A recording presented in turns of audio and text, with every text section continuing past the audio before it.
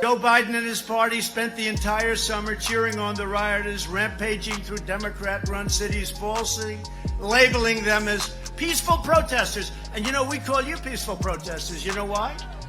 Because they have rules in these Democrat-run states that if you're campaigning, you can't have more than 5 people. They did that for me. If you're going to church, you can't go to church anymore.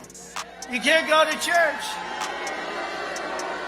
You can't go to church. You can't do anything. You have to stay in your house. But if you're willing to riot, running down Main Street, if you're willing to riot and stand on top of each other's face and do whatever the hell you want to do, you're allowed to do that because you're considered a peaceful protester. So we decided to call all our rallies peaceful protests. Okay? On this episode of Just Informed Talk, we're going to take a look at the latest new Q post. Q predicted that the former advisors to President Trump from the military, Mattis, Kelly, and McMaster, would turn on him, and it seems as though that is coming true. Plus, we're going to look at a bunch of other breaking news stories, including demonic possession in the Portland riots, a first-hand account, and what we need to know about it. You guys are going to want to stick around to hear about that, plus a whole bunch of other news the fake news won't tell you. Hi, and welcome to another episode of Just Informed Talk. I'm your host, Craig. Remember, smiggity smash that like button if you guys like this content, and don't forget to hit that subscribe button if you guys want to get red-pilled every single day. But I want to say, first of all, stick around at the end. We do a segment every episode called God's Grace is Greater. Today, we're going to talk about demonic influence and what that looks like biblically, and we're going to cover some in-depth articles about that and connect it to the Portland rioters. So I hope you guys stick around for that. But before we get into that, we always go check the Q board, and we left off at 4638. Of course, we have brand new Q posts. We're starting at 4639, and we have a lot to go over, so we're going to get right into it. But first, a quick reminder, this video is brought to you in part by Touchstone Essentials. You guys saw I had the CEO of this company on the show to talk about this game-changing product that I've started taking that has been incredible, right? It's a detoxifier that uses zeolite called Pure Body, and you can get it for $5. Now, this usually costs $80. So the deal is, they said, here, we'll give you 500 bottles for $5 for your audience. We've already sold almost 200. We're looking to get the next few hundred out to you guys, but it's a limited time offer. It's going to end in the next few days. And what does it do? Like, I'm out here in California. We have a lot of heavy particulates in the air, like smog and smoke. And it really just, you don't realize how much it affects you until you clean your body out of those things. And ever since I started taking this product, let me tell you, I feel 1,000 times better. And I hope that it can help you guys out too. So try it out for $5. The simplest way to do it is to come here using the link, click here, sign up for the monthly subscription. You're not on the hook for $80 or $60. You're only on the hook for the $5. And what you should do is sign up, pay the $5, try it out. And if you don't like it or you don't want to be on the hook for that $60, just write to them and say, hey, take me off the auto ship, and you won't, no harm, no foul. And if you really like it though, I think you're going to come back and sign up. When you sign up for the auto ship, you get 20% off. So it's a win-win. I only bring you guys great products that I believe in. So I know you guys will really enjoy and benefit from this product. So give it a shot. Touchstone Essentials, Pure Body Extra Strength Zeolite. It is a game changer. So try it out and let me know what you think. All right, so with that, let's get into the latest Q post. And of course, as I was talking about before, Q post 4639 talks exactly about what I was just referring to earlier. There is smoke everywhere out here. It feels like living inside of a burning oven. And yeah, California is an awful place. It's beautiful, but it's awful. The people that run this place are the worst kind of people. And this is just a reminder of that. If you'll recall, there's a little trick to how it seems to work here. When President Trump removes funding from these Democrat states, they all have little tricks where they can, do things seemingly, possibly, allegedly, to elicit federal funding through emergency action by creating emergencies, possibly.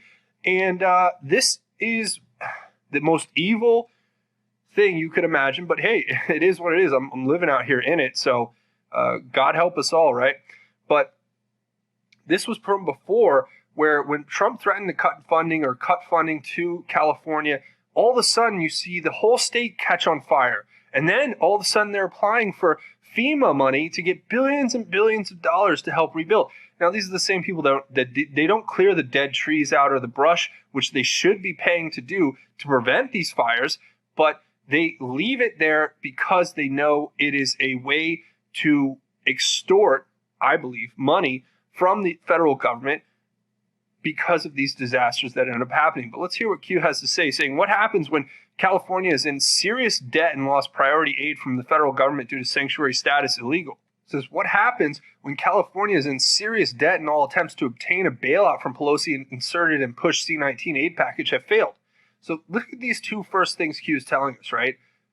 What happens when they lose their federal funding because President Trump restricted it because of their sanctuary status as a state? And what happens when the C-19 bill that had all the pork attached to it so that Pelosi could extract billions from the federal government doesn't go through?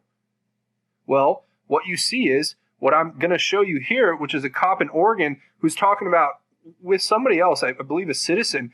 They're talking about how it seems as though all these fires are right in the I-5 corridor, as if they were close enough and to the road where people could just drive down the I-5 corridor, which is a very famous corridor here in California, and just toss Molotov cocktails out the windows and start these fires. And they could do it in a way that would be practically untraceable and that could elicit the way to get the money that Q's alluding to. So I just thought I'd talk about that quick. But it says, what happens when California is in serious debt and decides to implement resident overreach by extending statewide shutdowns, incurring massive economic further pitfall, right?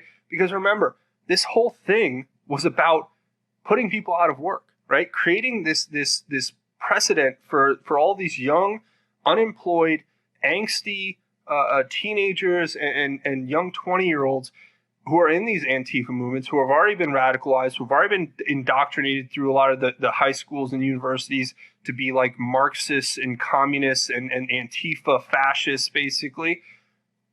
What did they do? They've bankrupted their state. They've basically taken a huge swath of their tax revenue and just thrown it in the garbage because they would rather, and I've said this before, they'd rather destroy this country than have President Trump get reelected.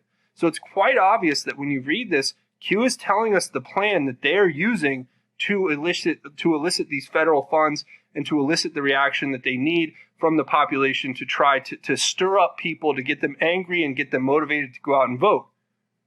Hypothetically, possibly. But it says average number of fires in California per year, last 20, June through December. Here, I'll show you right here on the Cal Fire. This is California.gov website. This is them giving their own statistics here. Between January 1st, 2020 and August 30th, 2020, you had 5,900 fires for over 1 million acres. The same year prior, January 1st, 2019, August 30th, 2019, you had 3,000 fires, 3,600, at 29,000 acres. And that interval of 5 years, right, the average over the interval was 4,000 at about 300,000 acres. So you think that this has something to do with the election? I don't know. Perhaps it does. Statistics and facts are really, pesky when it comes into figuring this stuff out, right? This is average number of fires, 2018, 2019, 2020, June through December. So I just showed you all that. Outside of the standard deviation, of course, stated cause of fires, heat. Oh, yeah, it's just so hot out here. I mean, it is really dry, and where I'm at, it hasn't rained in months. So I can understand that. But at the same time, it's like, this is normal. From the people I talk to in this area, it's like, yeah, it doesn't rain at all. And if you look at the numbers on weather.com, or wherever you get your information from, precipitation, it's like almost zero in the month of July. And then in August and June, it's like very small. And then September, it starts to pick up a little. But yeah. Started, it says average temperatures of California per year, last 20, June through December. I mean, that kind of varies state to state or county by county, city by city. But I'll tell you that it is incredible where we're at now and how that doesn't seem to make sense and co-align because, like I said, people say it's always like this, right? So there's no difference in that as I would see it, just as a kind of a anecdotal observation. But it says power lines source, right? So they're saying, oh, the power lines are overheating and they're causing, which is why they have to shut down and have these rolling blackouts. No. If you had to ask me, it's not only just the mismanagement of funds in this godforsaken state that is California, but it is also the idea that you can blame it on, oh, it's the power lines, right? So we have to shut off your power. But then that makes people angry, and that pushes them out into the streets, right? It pushes them out of their homes, which is what they want. They want you on the streets. They want you ticked off. They want you so mad that you're going to go, oh, it's Trump's fault, even though this whole state's run by Democrats, and they're running it into the ground because they're completely ineffectual losers who don't know how to run anything. It's hilarious. It says, what changed? What California programs regarding fire prevention, forest brush have been severely cut? Again, look, where I'm at, I was just in a national forest yesterday. I actually went up and I drove up to this beautiful national forest with my family, and the sky was orange. It was raining ash down on me. And it was a nice time. The air is almost impossible to breathe. There were people out there, but it's obvious when you look at all the trees that they fell all these trees and they just leave them there. They don't pull them out. You're like, dude, you're setting a tinderbox up for a massive fire, right? Because you don't pay you cut down the trees, but then you just leave them. It's like, take the wood and move it. Take all the brush and move it. Don't just leave it all sitting around so that you can have these massive fires pop up. But again, they would do that if they weren't corrupt, if they weren't basically, in my opinion, not good people. Let's put it that way. It says, what other cuts have impacted fire prevention and safety? And then it gives the CPF article, which this has been taken down recently, right? I couldn't find it. I actually had to go get a screen grab from a previous post of it because it seems as though they've decided to, pull this down, right? Because Q probably mentioned it, but it talks about budget cuts sacrifice firefighter and public safety. Yeah. Look, they've decided to cut the budget for these firefighters, and you're wondering why the whole state's on fire. But most importantly, you wonder, why are all the fires right along the I-5 corridor where people could be just tossing fire, starting devices out their windows as they drive down the highway? I don't know. But it's not that all the fires are there, but it's definitely, it counts for a lot of them. So, Q, I think, is hitting on a lot of points. And look, I'm here on the ground. I'm not making this up. I was literally in the middle of a giant national forest out here in California this weekend with my family for Labor Day. And I can tell you firsthand, all of these things Q is saying are true. It says, how do you obtain federal money and declare a state of emergency and request billions in assistance? Welcome to California, Q. Yeah, I'm in California, and it's like I said, a godforsaken hellhole out here. And I don't know what to say, I'm here because of other reasons that are outside of my control, but I can tell you right now, it's a beautiful state. Most of the people are really great, but the people that run it are just the worst of the worst and the most ineffectual, weak leaders you could ever imagine in your life. They're all corrupt. Pelosi and Gavin are just the offspring of some rich families who have been running this state for who knows how long. So you wonder, like, oh, how do they get in the office? They get in the office because this whole state's corrupt. I mean, it is beyond me how this state has even functioned to this point with the leadership that it has. But there it is. All right, the next post, 4640, talks about an older Q post from June of 2020 where Q told us that Mattis, Kelly, and McMaster, generals, would hold a town hall with Anderson Cooper in September. And guess what? I'm sure we're going to see that town hall coming very soon because you've heard this story right here that just came out from the Washington Post. So we're going to go from the Washington Post, these authoritative news sources, according to YouTube. We'll just trust the authoritative news sources.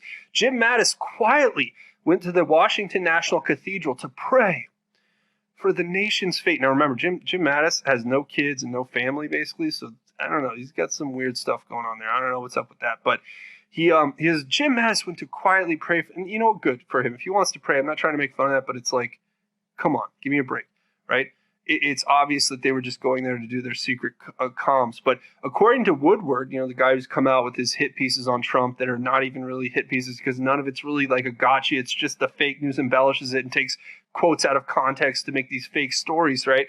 But apparently General Mattis told Dan Coats, the acting director of national intelligence at the time, quote, there may come a time when we have to take collective action, unquote, since Trump is, quote, dangerous.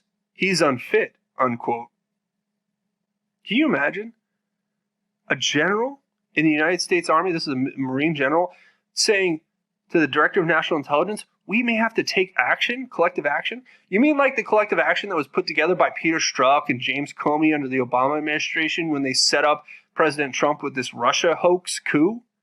You mean action like getting your sycophant followers in the FBI to doctor emails so that you could cover up your tracks? You mean taking action like setting up President Trump by coaching these whistleblowers with these lawyers to come out against President Trump to push an impeachment hoax against him? Yeah. Can you imagine what's up next? I don't know. But Q's telling us to look at the fact that Mattis, Kelly, and McMaster are going to hold a town hall with Anderson Cooper. Because Anderson Cooper, as we know from what Q has told us, is just the best guy in the world, right? You saw that picture of him and his brother with his I guess his twin or something, and his mom, and they're like literally they're kids with this mom, and she's wearing some like satanic thing, a Nazi maybe thing, I don't know. And then there's like this picture on the wall. It's like a demon burning in hell, and you're like, bro, these people are insane. They are like out there in Satanicville. I don't know what place that is, but yeah, full MSDNC blitzkrieg known and ready. October surprises being prepped and warmed. Now this is why, again, I went back to that story about Mark Zuckerberg talking about how he was saying like, hey, we're going to take everyone, we're going to pay you not to be on Twitter in October, basically shut down your Twitter account at the end of September. Why would they do that? They're paying you to go off Twitter because they know the stories that are coming out in October, the narrative that's going to be created in October that's going to expose this evil, they don't want you to see. They don't want you to share. They're like, here's $100 and something bucks. Don't go on Facebook. I mean, if I said Twitter, I meant Facebook. But nonetheless, it remains the same. But Q says, interesting change of events, weekly false attacks, right? We see that every day. Bob Woodward. Then it was The Atlantic, which is owned by the wife of Steve Jobs, right? Who paid Biden over $500,000 to his campaign. Yeah, okay. That's not a partisan fake news political hack attack. Whistleblowers, Vindman, the whole fake news there. And now, as soon as President Trump gets elected or gets nominated for the Nobel Peace Prize, which is kind of a meaningless thing anyway, but you have Adam Schiff coming out and saying, I have evidence that says we need to start another investigation. Oh, okay, Adam. Okay, Adam. We're all, we're just bated breath over here. Let me just, hold my breath while I wait for this to come out. Not. But first, Vindman coordinated Adam Schiff whistleblower false narrative insert. Ukraine, Biden deflect. Returning to the news, legal. Adam Schiff backroom prep. There was a second whistleblower. Now there's a third whistleblower, national security. Pentagon, I don't know if this is Susan Rice or State Run or something, 1 through 4, backroom prep, dry run campaign refusal. Oh, okay, yeah. I think this is referring to that article that came out where they're like, yeah, they put all those stories saying like, oh, well, if President Trump, we can't concede the election no matter what. That was Hillary Clinton's words. And then they're doing these war game scenarios with John Podesta saying like, yeah, if President Trump wins, we're going to make it so that we drag out the election and we're going to get like California and a few other states to secede from the union. It's like, what world do these psychopaths live in?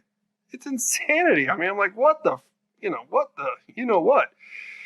USDI JCS 2, which I think means United States Defense Intelligence and Joint Chiefs of Staff 2, I guess would be refusal to concede the narrative means they're trying to imply that there's going to be some disconnect between the Joint Chiefs of Staff and President Trump or something. I don't know. But it says, and if you guys know, please let me know down in the comments below because I've been trying to figure that one out for a while. But challenge legally Battleground 4. Yeah, they're going to challenge all the battleground states, right? There's 4 that they have in mind. They're sending armies of lawyers now already to start challenging this mail-in voting fraud so that they can basically be in place when the election night comes because they're preparing for it. Mark Zuckerberg comes out and says, we should prepare everyone to be completely okay with the election not being settled on election night, as if he is somebody who would ever be given power or authority over anything, and not be it for the fact that he supposedly invented Facebook, which we know came from LifeLog, which came from DARPA, which means that he didn't invent it, which means it was given to him by these deep state people, these deep state swamp creatures who have infiltrated our entire society and have executed these psyops against us and set these traps for us through these social media companies, right? And then he says, we should be ready that the election isn't fully figured out on election night. Who are you, Mark Zuckerberg? You're just another one of these royal family, descendants who comes to America and tries to rule us like serfs and slaves, when you don't realize that we, the American people, fought wars against this aristocracy that you're a part of. And if you think you're going to get away with it, I have bad news for you. The American people are going to stand up against this wholly, no matter what.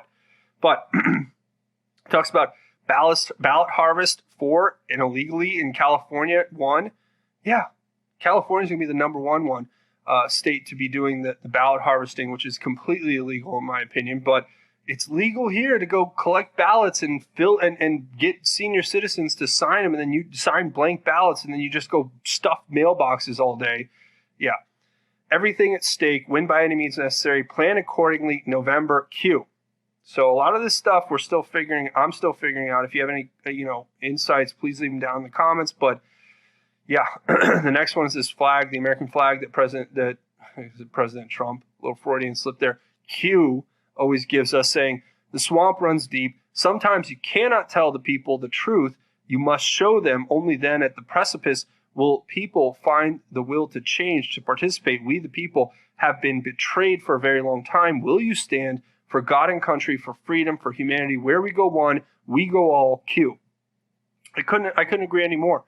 I mean, that's what this whole movement's about. This is what we've been talking about from day one for years now. We've been betrayed, and we have to understand that. And Anon responds with the same picture of the American flag, saying, hello, sir, USA, USA, USA. Where we go on, we go all. And Q says, the strongest weapon in the United States is a patriotic American. Again, I couldn't agree more. And of course, Q says, hello, Carly. Thank you and God bless. Keep charging, Midnight Rider Q. Well, Carly Q, now Carly on Twitter, if you guys know her, she's got this great account and she's always on it. She's always getting good posts up, and she got thanked by Q directly, which I thought was awesome. And even Jack Flynn noted, saying, tonight I have no wind, not a puff. Ocean is flat, slow, moving steel, gray, liquid glass. This guy's a poet, right? Have a calm night tonight, everyone. Rest up and find solace and prepare for the battle ahead. The next 7 weeks will be the worst. Yeah, I think it's the worst. But CAG 2020, Carluska P got cued. So deserving. You are a patriot. Yeah. Couldn't agree more. So thankful. I'm so thankful for Carly. I'm so thankful for General Flynn and his family. I'm so thankful for all of you out there. I'm so thankful for Q and President Trump. I'm thankful that our country is waking up. And look, I was at the DMV today. Just a little a short aside here, if we're going to get into like a little anecdotal story. I was at the line for the DMV in California is just as you would imagine it. It's like something out of a dystopian nightmare where the line wraps around the building every single day, and it's just a nightmare. But I was out there with some kids and older folks and a bunch of different people, and everyone in that line was red-pilled. Even the 17-year-old kid who is in high school right now that I was talking to was completely red-pilled, talking about Epstein, talking about how Black Lives Matter is like communist and how he doesn't agree with it, and how his teachers are trying to shove it down his throat at the high school that he goes to here locally where I live. And I just told him, I said, look, stay strong in your faith, young man. I said, if you take a stance and you stand by it and you stand by your convictions now, you're 1,000 times ahead of your peers. And if you believe in it, then that's the most important thing. And that's what you have to remind yourself. And I even talked to him about enlisting in the military and everything. And look, we got to reach out to our, communities, right? We have to not be afraid to have those conversations, because I know there were some people standing in that line, the lady with dreadlocks, who was a few people back, who was like shaking her head and like going, oh, I can't believe they're talking about QAnon and President Trump in the line. I was like, yeah, I don't care what you think, lady. I'm going to keep speaking. And there were a few people that were like probably Black Lives Matter, crazy, but they're not even crazy. They're just, they were getting red pilled by listening. You know what I mean? So that's what we have to do. Kind of an anecdotal thing, but I thought I'd talk about it. Now, quickly before we go, demonic possession at the Portland riots. This is the story I want to cover before we leave. Jim Hoft over here made this great, post with Bill Hennessy as the guest poster here, talking about this connection between how demons are operating in the people in these Black Lives Matter things. And I think it's so important, right? Because we can call them demons and say they're demons from hell and all that stuff. And I say that a lot all the time, but let's dive into it a little, right? What are they really doing? And I thought some of the things that were interesting. First, it talks about how demons operate. And this is coming from Adam C. Bly, who's giving us this kind of rundown, I should say, on from the book, Hauntings, Possessions, and Exorcisms, talking about a few things about demons that we should know. Because I don't think it's fair for me to keep throwing around this term, even though I know what it means, that without giving it a meaning and kind of giving it a background. So it talks about here that human-demon interaction comes down to a few things. Demons are fallen angels. The spiritual world is legalistic. God makes the rules and spirits cannot break them. Humans exercise free will in choosing whether or not to respond to demonic overtures. This free will permits humans to surrender their legal rights to demons. Demons are limited to whatever legal rights people have given them by their free will choices. Remember these things. The free will choices of parents for their children can provide legal rights for interactions. Parents can turn over their children's bodies to demons, which is what we see with the Epstein stuff and all that other evil satanic stuff going on Epstein Island and NXIVM and all that.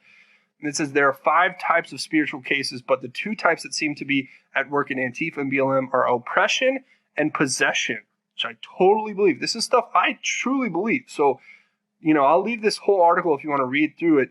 There's a lot of great information in here, but I want to talk about this one particular instance that's put down in this. I want to start here, actually. Father Chad Rippinger talked about these prayers that you can use to deliver, others from demons and yourself, saying prayers to blind demons, prayers to isolate demons, and prayers to cut off demonic communication with each other. And I would definitely look into that as well through this article. But there were 3 decorated armed combat veterans who were recently incapacitated and nearly killed by Antifa BLM terrorists in Portland. The 3 were surprised, and I'm reading this off the article, overwhelmed, beaten, and chased 11 blocks by armed, trained, and coordinated enemy combatants. Right here in the USA, special duty Portland police officers witnessed the beating and chase, but the police could do nothing to stop it.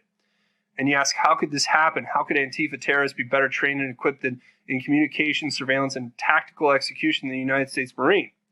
Well, here, I'm going to tell you the story. So these 3 guys who were training to become Portland police officers decided to go down to Portland to kind of watch these riots from the police perspective. And they ended up, even though they were armed, they ended up being attacked and beaten almost to death by these Antifa rioters, and the police did nothing. And they were just down there to kind of see what it would be like if they had joined the police, the police force as rookies, what they would be doing, right? So this is their story, and this is just a little clip of it. But I'm going to read this very incredible story here. Me, sick, and 3 of my buddies were in Portland this week, got attacked by Antifa. There's a Twitter video with millions of views on it. They ended up on Hannity, Tucker Carlson, Ben Shapiro, etc., of us getting beaten with bats, rocks the size of cantaloupes thrown at us, getting spit on, etc. We were all carrying pistols as well, opportunity, ability, and jeopardy. We were in a deadly force situation. We could easily articulate the use of deadly force, but they had pepper sprayed us, and they were using industrial strobe lights on us, etc. We couldn't PID, positively identify our target, and what lied beyond it, meaning they couldn't take the shot because if you're trained with a weapon, you're trained to know that you don't open fire unless you understand your line of fire and you understand that what's in front of you is the target that you're trying to take down. That's like rule number 1 when you start doing like concealed carry training. I've done this stuff before, so I know what it is. Antifa BLM did a great job of taking our situational awareness away. It was effing incredible, according to these people. Bro, my perspective changed so much. Says the 3 veterans were important to become police officers. I talked about that, but it says they were they go on to say they were throwing these rocks from 15 feet back in the crowd. You couldn't see who the F threw it, etc. But, and that should be through THREW, but etc. Things like that. It's just a good talking point for guys that carry concealed, but you need to think through these difficult scenarios. The part that sounds like aspects of exorcism begin at this point. It says, it got way worse after the video ended. They chased us for 11 blocks. They had a convoy of about 25 vehicles that cut us off at the next intersection. They had scouts on the corner with radios. They had a drone following us. They had a bullhorn calling us Nazis. And the crowd was following a red strobe light that was up in the air on a stick so they would announce Nazis and then people would follow the red strobe light. That video is just the beginning. I've got effing fractured hand from a baton. Everyone of us has black and blue bruises up there and down their legs and back. I had a guy spit in my face from 6 inches away, call me a P word and a coward for not doing anything about it, and then tell me that he was going to find where I live and sexually assault his mother and his children in front of him and then kill him. This is a demonic possession here, guys. As we were running from the crowd after about third block or so, we were sprinting because the mob had caught back up to us and vehicles were trying to cut us off. I put my hands on my back strap and my appendix and I heard somebody yell, "Hey bro, whatever you're reaching for, don't reach. Just keep running. They're still 30 feet behind you. Keep running straight."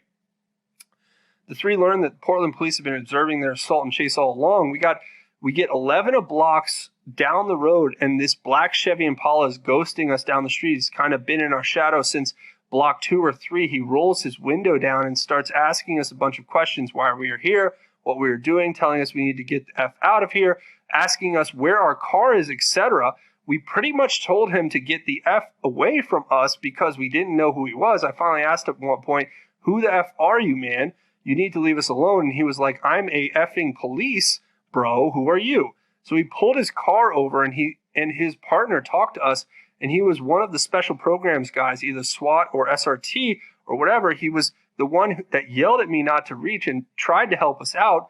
He said he knew that we've been pepper sprayed and we were having trouble seeing. I kind of snapped at him like, "Hey, you've been watching us this whole thing unfold and you didn't intervene at all or light the crowd up or something." He started laughing. He was like, "Man, if I got out and tried to help you guys, my car would be on fire right now and I'd be running next to you." So again, it goes on to talk about how the Antifa BLM forces seem to be under the command and control of demonic forces, and how we as humans really are no match except with God in our hearts, right? Because we can't be afraid of them. But anyway, it goes on, and there's more to this story that I think you guys should go read. It's a great read when you read it all the way through. But if you wonder like where this demonic influence comes from, it comes from society at large, our culture, right? It comes from things like this, where you have this mainstream of pedophilia and this Luciferian cultism, where you have shows like Lucifer on Netflix and this disgusting movie, which I've heard reading reviews on it now that it's come out, it is even worse than we could have imagined. And not only is it worse than we could have imagined, but this is the Luciferian agenda. This is the demonic influence that is happening across our culture. And thanks to Sean at SGT for pointing this out. Go check out his channel. But yeah, I just thought I'd bring that to you guys. So that's where we're going to go ahead and leave it. I hope you guys enjoyed it. A few more things before we go. Remember to come here, click the big red subscribe button. Also, watch these videos and leave your thoughts, theories, and insights below. I want to hear what you guys have to think. I'm also over on Twitter at JustInformYou and at informed_news. Plus, I've revamped the Justin News website, the Just Informed News website, justinformednews.com. You can come over here, check out all the videos, all the articles. I'm going to start posting more articles over here, so it's going to be a cool place to go check out. And also, I'm on BitChute's backup channel, bitchute.com. Plus, I'm on Parlor at Just Informed Talk. And if you're going to want to meet me or a bunch of other the people who are going to be in the truth movement, if you will, the Q movement, etc., the Republican MAGA movement, you're going to want to come to the American Priority Conference down in Miami. Use the coupon code JustInformedNews to get $45 off your ticket. The hotel rooms are selling out quick. It's at Trump National in Miami in this October coming up. So my best advice is to get on it now. Get your tickets and check that out. Also, if you want to help support this channel, you can come here to Patreon's crowdfunding website, monthly donation. Your support keeps this channel alive. I'm doing everything I can to keep going with the demonetization that they've done to us through YouTube. And honestly, without your help and support, I couldn't keep doing this. So consider making that donation. And also I have a GoFundMe set up if you want to make a one-time or anonymous donation. Links to everything will be in the description below. Now, as I said before, we do a segment called God's Grace is Greater at the end of every episode. And today I'm going to talk about a specific verse that talks about demonic influence out of the book of 1 Timothy chapter 4, verse 1 through 5, because I think it speaks to the evil that is all around us right now, and it gives us a good idea of how to overcome it, right? And I'm going to read these words to you. It says, "Now the Spirit explicitly says that in the latter times, the times we're in right now, some will depart from the faith, paying attention to deceitful spirits and the teachings of demons." Sounds like that Netflix stuff we talked about and those people down in Antifa. "Through the hypocrisy of liars whose consciences are seared." Sounds exactly like what we were talking about. "They forbid marriage and demand abstinence from foods that God created to be received with gratitude by those who believe and know the truth. For everything created by God is good, and nothing should be rejected if it is received with thanksgiving, since it is sanctified by the word of God in prayer." Now remember, what that verse is telling us is that in these times that we're in now, there's going to be demonic influences that exist all around us. There's going to be people that tell us how to live, what we can do, what we can eat, how we can live, right? And those are the people whose consciences are seared, right? And they're the ones who live by the hypocrisy of liars, right? So remember that when you see that evil, call it out for what it is. Don't be afraid to stand up for yourself. Don't be afraid to call out the demonic influence that surrounds you. We have free will. There is a legal structure to all of this. The demons cannot come to you and overcome you if you put God first. If you live a righteous life, if you put your free will into God in everything that you do, and Jesus Christ and the Holy Spirit, and you will be protected, because God is more powerful than the evil that exists on this world. So that's my message to you. Take that and use it, pass it along to your friends and family. But that's where I'm going to go ahead and leave it. Remember to hit that subscribe button before you leave, and also hit it, smash it, whatever. Hit the like button if you guys like this content and want to see me make more. That's it for me. Thanks for watching Just Informed Talk. My name is Craig. Godspeed and God bless each and every one of you, Patriots.